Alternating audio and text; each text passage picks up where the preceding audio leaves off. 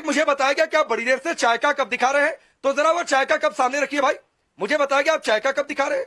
आपने हमारे अभिनंदन को 2-3 दिन चाय क्या पिला दिया। आपके मुल्क में इतनी कंगाली आ गई कि हर आदमी चाय का कप दिखा रहा है।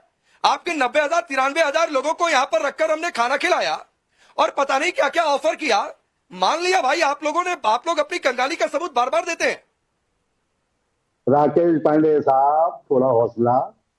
ये हम वो लोग हैं जो दुश्मन को भी चाह के साथ चाहत से नवाजते हैं। और जो तुम्हारी खुशफहमी है ना, मैं खराज तहसीन पेश करता हूँ हुसैन तैयब और सना जैसी लोगों को। ये तो कौम की वो आवाज तुमने सुनी है जिसकी ललकार का पहली बार में तुम तड़ाक पर आ गए आलम बेग।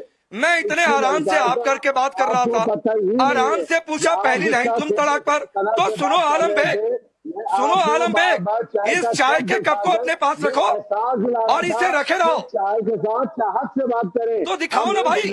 मुझे पता चल गया आलम बेग कि तुम्हारा मुल्क कंगाल है। तुम्हारा मुल्क कटोरा रखने भी लायक नहीं है कि उसमें भीख के पैसे रख सके। तो मुल्क इसी लायक है तुम्हारा। पहली लाइन पर जवाब नहीं है तो तुम तड़ाक पर आओगे। ये तुम्हारे मुल्क की यही स्थिति है आलम बेग। बंदर बना देगा। आपको पता है इस बात का। आज आप समेत आपकी तमाम कौम जो है ना, वो इस समय थरथरी का शिकार है। जिसको पता है कि जेब ठंडर जब आएगा पूरा इंडिया जो है ना ठंडर बन जाएगा। आप बात कर रहे मस्ती चाय खान, की, आपको तो मस्ती हमारा खान, शुक्रिया अदा करना मस्ती चाहिए। खान। आप अरे जिस रुकिए, पैगाम को ठीक है, अभी लेकर आप आप अपना मामला पाकिस्तान बता रहे हो, उसकी अरे हकीकत राकेश, मैं बताता आपको हूँ ये आपको। पता नहीं। आपकी इतनी जो और आपकी बेइज्जती मुफ्ती मौजूद खान, है, आपकी इतनी मुफ्ती सेना खान, मौजूद है। आपके आप नाम मुझे को लेकर मैं बताओ बार बार अकेला मस्ती बोल दे रहा हूँ। कैसे पहुंच ये गई? अजब जी अजब भाई मस्ती साहब, में है। अभी थोड़ी देर पहले भाई तैयबू साहब, कह रहे थे इमरान खान की बात। सारे पाकिस्तान के 35 लाख खाकर आते हैं, पाकिस्तान बचा नहीं पा रहे। इन बेकारियों अरे को, राकेश, अब मेरे इन को बेकारियों को क्यों बुलाते हैं भाई? राकेश, आप लोग इन बेकारियों को, ये बेकारी हैं, ये अरे रुक जाओ आलम बेकार ये बेग, कहाँ से आ गए हैं भाई? आलम बेग रुक जाओ भाई, रुक ये जाओ। ये बेकारी जो भिखमंगे है, वाकई आ गए हैं। इंटरनेशनल बेकारी, ये झूठे ये भिखमंगे कहाँ से आ गए हैं, पहले ये बताओ। ये जो है वाकई ये भिखमंगे आ नौकर, गए हैं। इनकी क्या ये सना खान नहीं, ये आईएसआई की सना हाँ, ये खान भिखमंगे है। नौकर भी नहीं है। और ये थेबो जो है जिसको आपने बिठाया हुआ है, इसको कहें कि ये रफीक का किसी जरा भी सा कुछ कम भी नहीं है। चाहिए, रफीक के घर अरे ये ये पहुंच जाते हैं पाकिस्तान खाना खाने। में, ये थेबो का में सब कुछ पता है। पाकिस्तान में ये पागलपन बेकार सवार है बेकार लोगों को और कुछ नहीं है। 80 अरब रुपए पे खर्च कर रहे हो ना, उस काफे कराची को में बढ़ाने M2M के लिए इनको तुम ये अपने, सब कुछ कर रहे हो। इनको ठिकाने लगा देगी। अपना मुंह संभाल के बात करें, अपना मुंह कौन संभालें से मुंह की बेग। बात कर रहे हो हमें मेरे मालूम है भाई? आप कराची में क्या होते हैं। अपना मुंह संभालें, ज्यादा ज्यादा इतराने की कोशिश ना करें। यहाँ पर आप इतराने की कोशिश ना करें, आप बेकारी हैं। हिंदुस्तान के लोग इंतहाई शरीफ लोग हैं। इन्होंने इन बेकारियों के साथ बहुत ज्यादा शराफत बढ़ता है। आप इनकी बारी आ चुकी है। मैं हिंदुस्तान के अवाम से कहता हूं कि ये जो बलूचिस्तान है, जो पूरा आधा है जमीन का पाकिस्तान का, ये तो आपके साथ खड़ा है। कराची आपका है।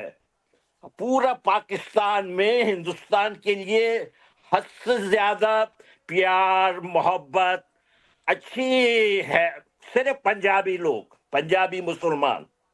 ये जो पाकिस्तान है ये तो फ्रॉडिया नाम है। पाकिस्तान कहां से आया है? बलूचिस्तान का मतलब है बलोचों की सरजमीन, अफगानिस्तान का मतलब है अफगानों की सरजमीन, कुर्दिस्तान का मतलब है कुर्दों की सरजमीन। ये बेकारी कहां से आए हुए हैं? ये तो बेकारी है।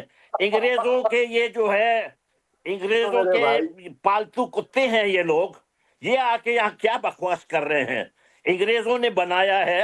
अंग्रेज के एक जो है पार्लियामेंट में जुलाई में 1947 में उस पार्लियामेंट एक्ट के थ्रू आप पाकिस्तान बना है। ठीक है। आपका तो मुंह काला हुआ है। आपने तो पहले बहरे बंगाल में जो है ये दो कौमी नजरिया जिसके आसिम मुनीर बात करते हैं, उसका तो वो तो बहरे बंगाल में पहले ही डूब चुका है।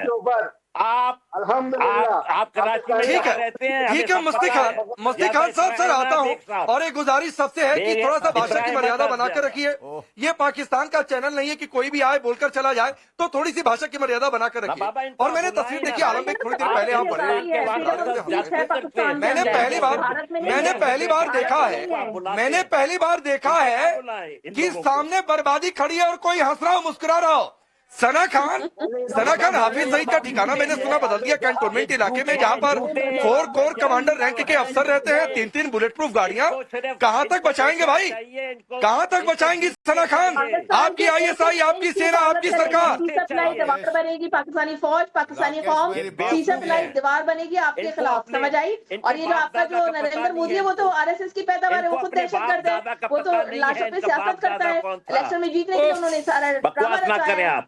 आपका सिक्योरिटी लेफ्ट सामने खुल के सामने आके दुनिया के सामने आप लोग मुंह से बैठ के बात कर रहे हैं, क्यों अपनी कौम को आप लोग बेवकूफ बना रहे हैं? आप लोग टेररिस्ट हो, पूरी दुनिया जानती है आप टेररिस्ट हो। बिन लादेन को किसने बिठाया हुआ था पाकिस्तान में? नहीं, मुझे टेररिस्ट हो क्या? दाऊद इब्राहिम यहाँ को किसने बिठाया? यहाँ पर अजय आलोक जी, यहाँ पर सना खान ने, मैंने हाफिज सईद को लेकर सवाल पूछा कि ठिकाना बदल दिया, तो वो कह रहे हैं 1-1 इंच की हिफाजत करेंगे। ये तो 2 टूक कहते हैं कि हाफिज सईद की हिफाजत कर रहे हैं। अरे कम से कम सना खान कुछ तो समझ कर बोलती, लेकिन समझ नहीं आ रहा आलोक जी के अंदर। बुलाते हैं इन घटिया लोगों को,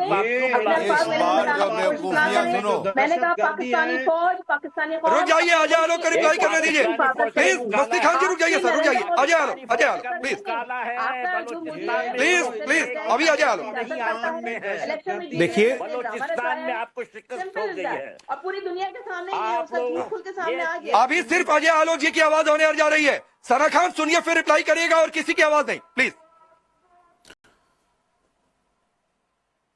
देखिए, पाकिस्तान का बहुत जल्दी भूगोल बदलने वाला है। दुनिया के नक्शे में एक नया देश बहुत जल्दी उभर के आने वाला है, जिसका नाम बलूचिस्तान होगा। ये एक रियलिटी है। और एक बात में उन्होंने ठीक कहा कि ये पंजाबी ही सारी प्रॉब्लम की जड़ है, जो कि मैंने शुरू में कहा था कि कैंसर है पंजाब। इसने पूरे विश्व में आतंकवाद फैला रखा है, और ये इनका इतना बुरा हाल करेंगे, इनके घर में घुस के किसी भी बिल में छुपा लो, पाताल में छुपा लो, बचेगा नहीं। भारतीय फौज घुस के मारेगी।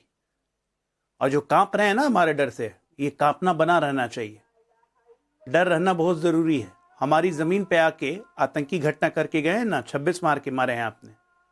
26 का बदला देखिए कितना भयानक होगा। आवाज नहीं निकलेगी आप लोग की, किसी सूरत में नहीं बख्शे जाएंगे आप लोग, चाहे कुछ हो जाए। ये हमारा संकल्प है। और जितनी अभी बकवास कर रहे हैं वो दिखाता है कि मानसिक विक्षिप्तता कितनी भारी हो गई है। क्योंकि अपना नाश देख के आदमी इसी तरह चिल्लाने लगता है कि नाश होने वाला है, नाश होने वाला है, तो चिल्लाना शुरू करो। वही चिल्ला रहे हैं आप घूम घूम के। कभी यूनाइटेड नेशन याद आ रहा है, कभी कोई देश याद आ रहा है, कभी तुर्की याद आ रहा है, कभी अमेरिका याद आ रहा है, कभी चीन याद आ रहा है। याद ही करते रहिएगा। आसिफ मुनीर, क्या वो बुरी हाल होगी जिसका कोई हिसाब नहीं होगा। अपने परिवार को सारे जनरल अमेरिका, ब्रिटेन भेजना शुरू कर दिए ना डर के मारे।